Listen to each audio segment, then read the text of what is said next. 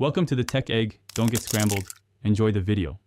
In this video, I will show how to change oil on Nissan 370z.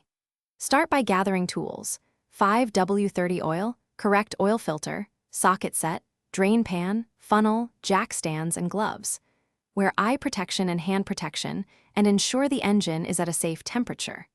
Double-check the oil capacity and filter specification for your 370z, and review torque specs for the drain plug and filter to prevent leaks. Warm conversation.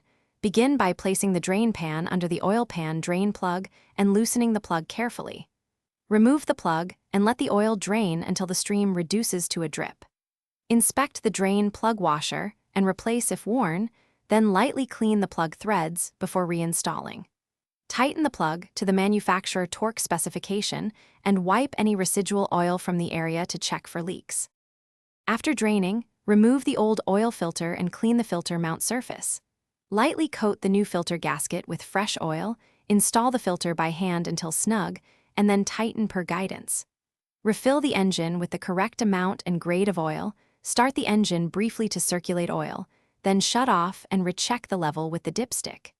Inspect for leaks around the filter and drain plug before lowering the car.